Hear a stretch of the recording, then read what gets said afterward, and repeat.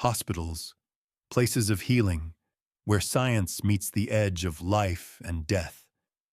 But sometimes, strange things slip through the cracks, things science can't explain. In the quiet hours of the night shift, when the hallways go still, that's when they appear. These are real stories from hospital workers who witnessed something horrifying and never forgot it. You're watching Whispers After Midnight, and these are 3 terrifying true hospital encounters. Let's begin.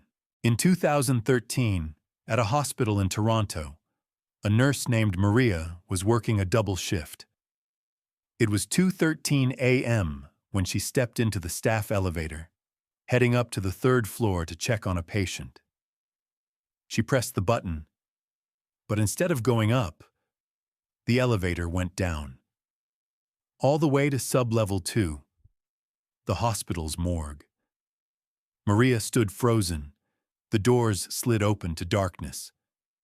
The morgue was supposed to be locked after midnight. She called security. They told her no one had accessed that floor. But the elevator logs showed otherwise. 2 thermal signatures had been recorded inside the cabin. Maria was alone, or so she thought. Later that week, a paramedic who had been on the same shift told her, "You know the elevator stops at the morgue sometimes, always around 2:13. Some say it's looking for someone." Maria never worked the night shift again. In the summer of 1996, a patient named Harold was admitted to a hospital in Chicago for post-surgical recovery. He was calm, quiet, until night fell. Around 3 a.m., nurses heard Harold screaming from his room.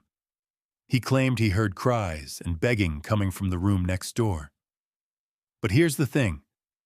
That room had been sealed for over a year. Water damage, asbestos, completely off limits.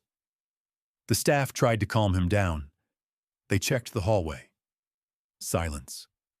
The next night, it happened again. Screams. Louder this time. "They're burning. Don't you hear them? They're on fire." Harold was sedated. Security reviewed the hallway camera. At 2:59 a.m., a figure in a hospital gown was seen standing outside the sealed room. But when zoomed in, the face was blurred. No patient had checked in with that description. One nurse quit a week later. She told co-workers she heard the same screams and a whisper that said, "You're next." That room is still closed today, and no one goes near it after midnight. In a small hospital in northern Florida, the ER was unusually quiet one October night in 2009. A young nurse named Danielle had just started her shift. Around 1:45 a.m., she walked past room 4, a recovery room currently empty. Except, she saw someone sitting on the bed, pale skin, long black hair, hospital gown. She stopped, blinked. Gone. She chalked it up to exhaustion. But an hour later, a patient was rushed in after a heart attack. He was stabilized and placed in room 4. Minutes later, the man began screaming. "She's here! She's standing over me!" Danielle ran in. Nothing. When asked what he saw, the man whispered, "She said I'm in her bed." The next morning, Danielle looked into the room's history.